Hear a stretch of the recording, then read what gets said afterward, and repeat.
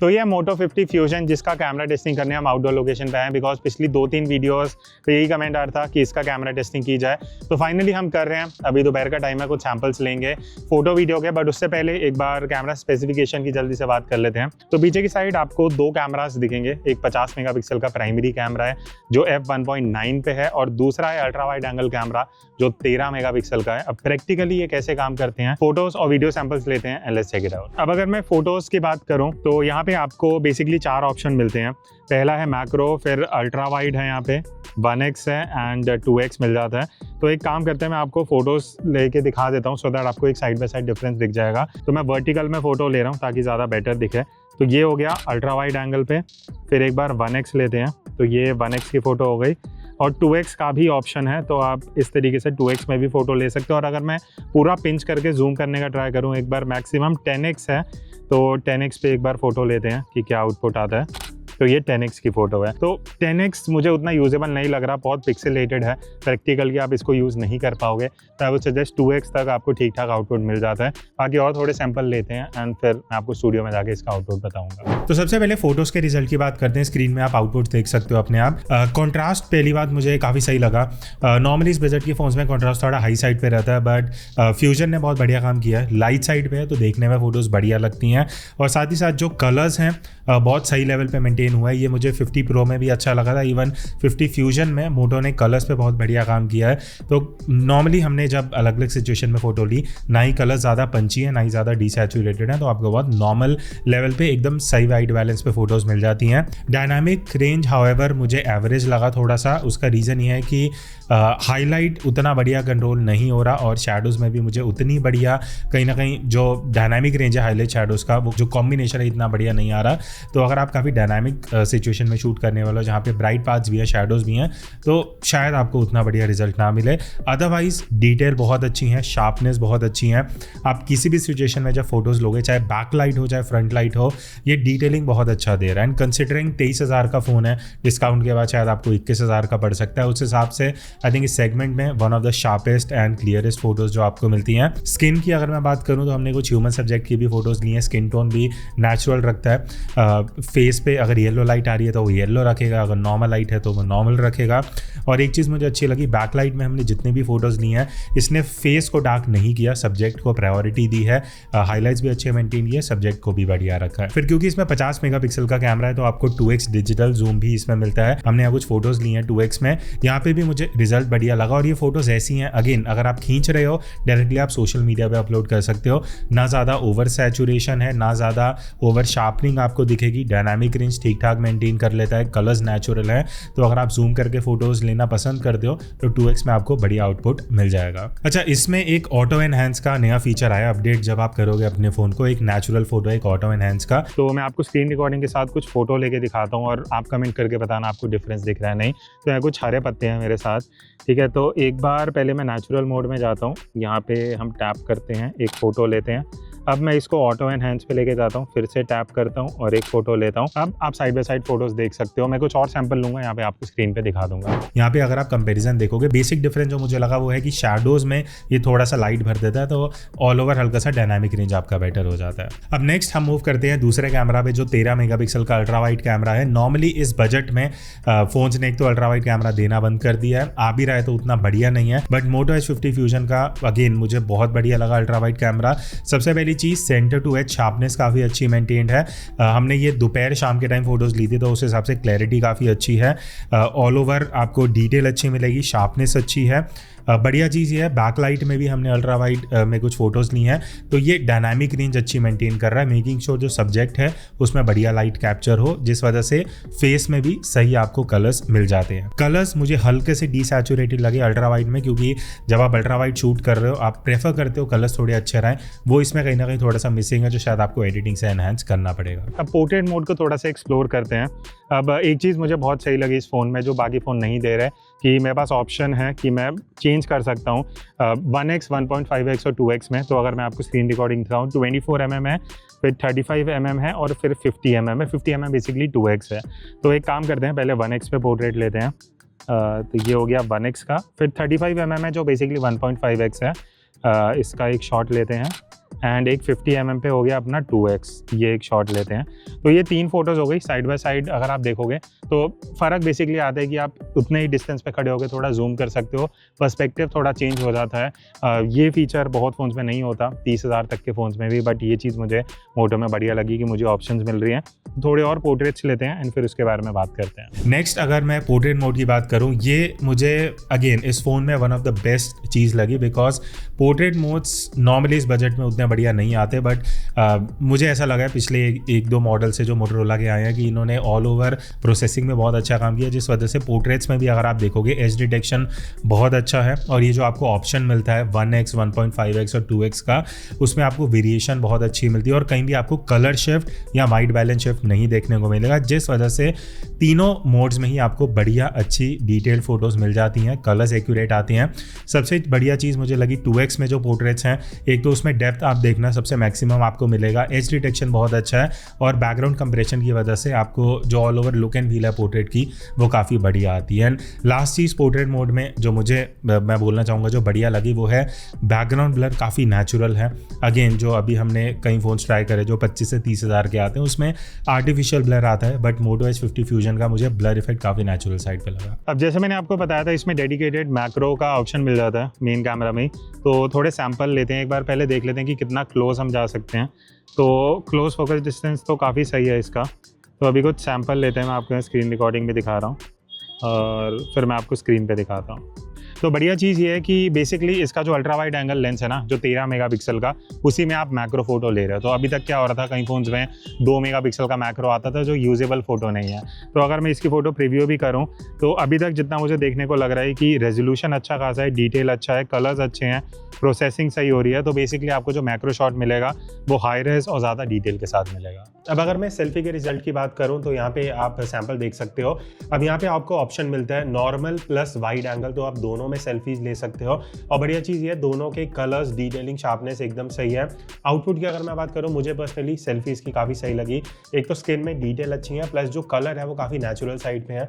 Even आप portrait mode में जाके सेल्फीज ले सकते हो। यहाँ मैं कुछ सैंपल आपको दिखा दूंगा जो मैंने लिए थे और मुझे ब्लर इफेक्ट सही लगा, कोई दिक्कत नहीं है। बस ये है कि पोर्ट्रेट मोड में कॉन्ट्रास्ट थोड़ा सा हाई साइड पे चले जाता है, अदरवाइज सेल्फी के लिए अगर आप फोन देख रहे हो तो बढ़िया आउटपुट है। बाकी फोटो में इसमें आपको 50 मेगापिक्सल का भी मोड मिलता है। यहाँ पे मैं आपको साइड बाय साइड कुछ सैंपल्स दिखा दूंगा। अब बेनिफिट वही है 50 मेगापिक्सल में आपको, क्योंकि रेजोल्यूशन ज़्यादा मिलता है, तो आप क्रॉप करते हो अगर या जूम करते हो तो आपको कंपैरेटिवली ज़्यादा डिटेल मिल जाती है। तो अब हम वीडियो की बात करते हैं। तो अभी ये वीडियो मैं फ्रंट कैमरा से शूट कर रहा हूँ इसी फ़ोन के, और सन अभी मेरे एकदम सामने है, 5 बजने वाले हैं, स्टिल अभी धूप अच्छी खासी निकली हुई है। एक चीज़ बढ़िया है, फ्रंट में 4K कैमरा है। 22-23 हज़ार की रेंज में बहुत कम फ़ोन्स हैं जो ये ऑफ़र करते हैं। तो आपको अगर आप व्लॉगिंग करने वाले हो 4K मिलेगा फ्रंट में, वो चीज़ अच्छी है। और बाकी मैं वॉक करते हुए वीडियो बना रहा हूँ तो आपको एक स्टेबलाइजेशन का भी आइडिया लग जाएगा कि कैसे इसका स्टेबलाइजेशन है, कैसा आउटपुट है। सन अभी मेरे एकदम सामने, अगर मैं बैकलाइट दिखाऊँ आप लोगों को तो कुछ इस तरीके से इसका डायनामिक रेंज है। फेयर आइडिया आपको लग जाएगा अगर आप व्लॉगिंग के लिए ले रहे हो, स्पेशली फ्रंट कैमरा यूज़ करना है तो 4K में ऐसा आपको आउटपुट मिल जाएगा। बढ़िया चीज़ मुझे जो लगी कि अल्ट्रा वाइड एंगल में जब आप वीडियो शूट करते हो 4K में आप कर सकते हो, ये एक बहुत बढ़िया चीज़ है। फ्रंट में जैसे मैंने आपको दिखाया, फ्रंट में भी 4K का ऑप्शन है। और अगर मैं प्राइमरी कैमरा की बात करूं तो आपको 4K 30 FPS मैक्सिमम मिलता है, जो मेरे हिसाब से स्पेसिफिकेशन वाइज काफ़ी सही चीज़ें हैं वीडियो में। एक चीज़ जो मुझे मिसिंग लगी वीडियो में वो है पोर्ट्रेट वीडियो का कोई ऑप्शन नहीं है। तो अगर आप वो ब्लर इफेक्ट वाली वीडियो चाहते हो वो आपको नहीं मिलेगी। वीडियो के कुछ सैंपल लेते हैं एंड फिर उसकी बात करते हैं। तो अभी हम ये वीडियो का सैंपल ले रहे हैं। 4K 30 FPS मैक्सिमम मिलता है, 4K 30 का ऑप्शन नहीं है जो इस बजट में नॉर्मली नहीं होता। बट आउटडोर पे अभी हम हैं, सन मेरे एकदम सामने से आ रहा है तो आपको आइडिया लग जाएगा कि एक्सपोजर कैसे कंट्रोल कर रहा है, स्किन टोन कैसी है। बैकलाइट भी एक बार देख लेते हैं, बिकॉज मेन चीज़ ये है कि बैकलाइट में मुझे कितना ये ब्राइट रख रहा है या मुझे डार्क रख रहा है, बैकग्राउंड कैसा आ रहा है, क्योंकि 4K वीडियो में प्रोसेसिंग कैसा है वो देखना इंपॉर्टेंट होगा। क्योंकि प्राइस इसका काफ़ी सही है, 20-23 हज़ार के बीच में, डिपेंडिंग आप डिस्काउंट लेते हो नहीं। मैंने जब ये ख़रीदा था तो मुझे डिस्काउंट नहीं मिला, तो मुझे अराउंड 23 पे करना पड़ा था। बट और चीज़ें फिगर आउट करते हैं। 4K प्राइमरी में है, अल्ट्रा वाइड में एक बार स्विच करते हैं और वहाँ पे देखते हैं। और एक और चीज़ इस फ़ोन में बढ़िया लगी कि अभी जैसे हम वीडियो रिकॉर्ड कर रहे हैं, अभी 1x पे है। अब हम अल्ट्रा वाइड में भी स्विच कट करते हुए आपने देखा होगा इस तरीके से वापस 1x पे, अगर हम 1x पे आ गया होगा, आप 2x पे भी जा सकते हो इस तरीके से। तो ये चीज़ अच्छा रिकॉर्ड करते हुए अगर आपको वेरिएशन चाहिए तो आपको बार बार स्वैप नहीं करना पड़ेगा। इसी तरीके से आप ultra wide 1x and 2x में स्विच कर सकते हो। अब वीडियो में मेरा थोड़ा मिक्स्ड रिएक्शन है। पहले बात करते हैं कि इसमें क्या चीज़ें बेटर हो सकती थी। जो लेंस स्विच करते हुए अभी आपने सैंपल देखा, तो जब ये 1x से अल्ट्रा वाइड या अल्ट्रा वाइड से 1x पे आया तो एक तो बीच में ऑडियो कट हुई है आधे सेकंड की, 1 सेकंड की, और वो लैग आपको देखने को मिलेगा। और फोकस भी हंट करता है जब आप रिकॉर्ड करते हुए एक लेंस से दूसरे लेंस पे जा रहे हो। तो वो एक दिक्कत अभी है जो शायद सॉफ्टवेयर अपडेट से बेटर हो या ना हो, उसकी गारंटी नहीं है। उसके अलावा 4K वीडियो काफ़ी बढ़िया आउटपुट आपको मिल जाएगा। यहाँ पे आप सैंपल्स देख सकते हो।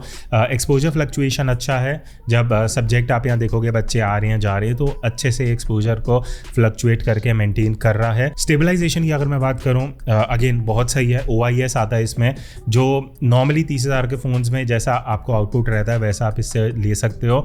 हल्के से जिटर्स देखेंगे, बहुत माइनर, जो अगर आप इग्नोर भी करोगे तो आपको बढ़िया आउटपुट मिल जाएगा। बस एक चीज़ जो मुझे लगे कि शैडोज़ में हल्का सा डार्कनेस है, वहाँ पे डिटेल उतना बढ़िया रिकवर नहीं होता, तो वो डायनामिक रेंज को थोड़ा इधर उधर कर देता है। अदरवाइज प्राइमरी कैमरा से वीडियो अच्छी है। अल्ट्रा वाइड की अब अगर मैं बात करूँ, अब हमने अल्ट्रा वाइड में स्विच कर लिया और बढ़िया चीज़ इस फ़ोन में ये है कि 4K में अल्ट्रा वाइड मिलता है, जो इस रेंज में बहुत कम फ़ोन्स देते हैं। तो मुझे याद है नथिंग फ़ोन 2 है, एक ऐसा कैमरा है जो दे देता है।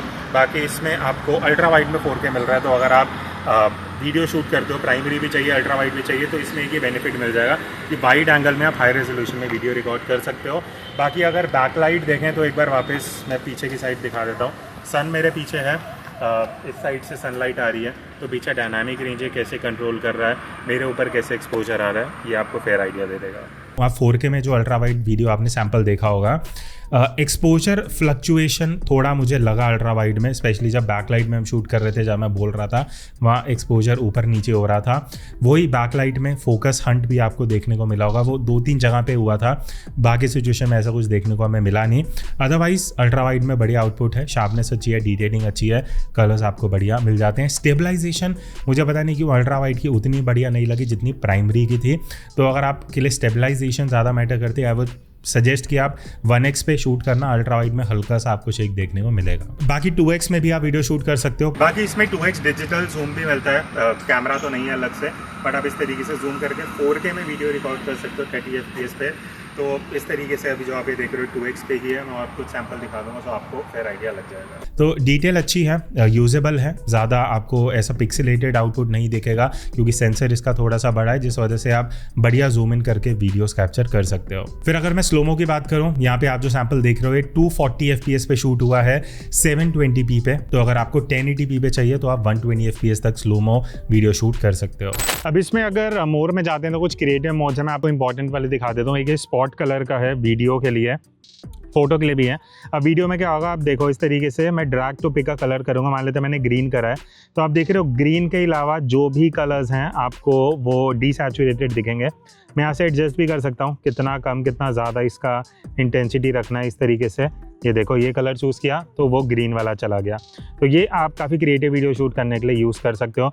मान लेते हैं यहाँ पे ये रेड कलर का मैं कुछ सेलेक्ट करता हूँ, यहाँ मान लेते हैं ब्लू कलर हो गया, तो आप देख रहे हो अब सिर्फ ब्लू कलर दिखेगा स्काई का, बाकी सब ब्लैक एंड वाइट हो जाएगा।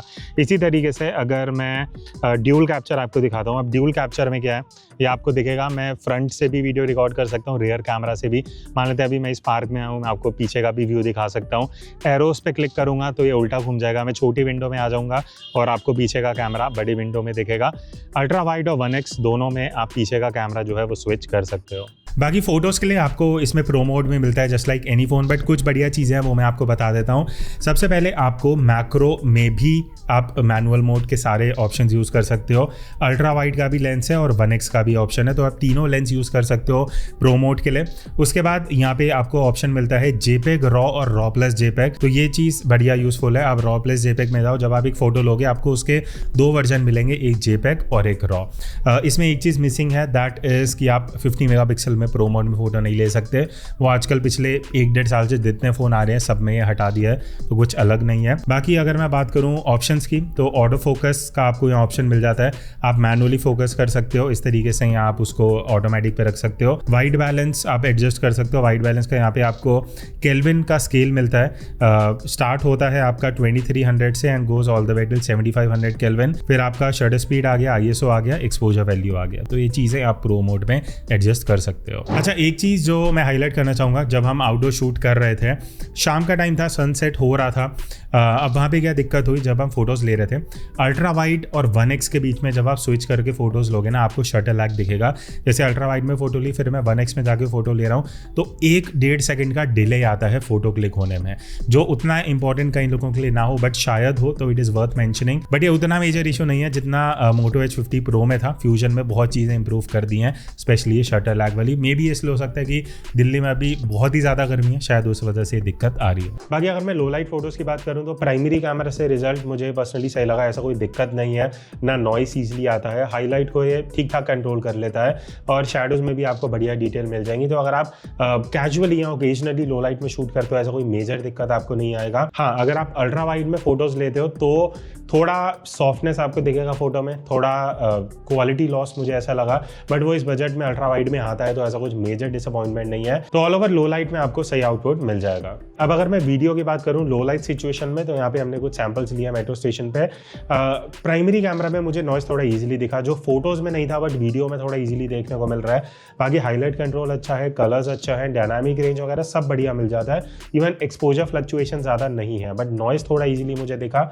और अगर आप अल्ट्रा वाइड में स्विच करते हो तो नॉइस और थोड़ा ईजिली आ जाता है। तो मे भी अगर आप लो लाइट में ज़्यादा शूट करते हो तो नॉइस आपके लिए शायद थोड़ा ज़्यादा हो सकता है वीडियोस में। बाकी एंड में मैं आपको एक और चीज़ बताना चाहूँगा, इसमें कहीं AI फीचर्स डाले हैं फोटोज़ के लिए, जैसे बैकग्राउंड एक्सपेंशन है, स्काई रिप्लेसमेंट है, आप पोर्ट्रेट में बोके चेंज कर सकते हो, सब्जेक्ट इरेजर, वो सारी चीज़ें अभी तक जब मैं टेस्ट कर रहा हूँ ये ऑप्शन नहीं आया है। मैंने 1-2 लोगों से और भी बात करी तो ये पता लगा कि सॉफ्टवेयर अपडेट जब आएगा तब ये फीचर्स आएंगे। अभी जब मैंने फ़ोन खरीदा एज ऑफ नाउ ये फीचर्स नहीं है, तो मैं इनको टेस्ट नहीं कर पाया, तो सॉरी वो आपके साथ में शेयर नहीं कर सकता। तो ऑल ओवर अगर मैं बात करूं मोटो H50 फ्यूजन के बारे में, आई थिंक 20 से 25 हज़ार की रेंज में बहुत कम ऐसे फ़ोन्स होते हैं जो आपको फोटो, वीडियो, पोर्ट्रेट मोड तीनों में बहुत बढ़िया आउटपुट देते हैं। ये मुझे वैसा फ़ोन लगा। आपको कैसे सैंपल लगे, do comment and let me know, I would love to know your views. और इसका अगर आपको कंपैरिजन चाहिए वो भी बता देना, किस फ़ोन के साथ चाहिए वो हम ट्राई करेंगे। I will see you in the next video, तब तक take care and keep clicking.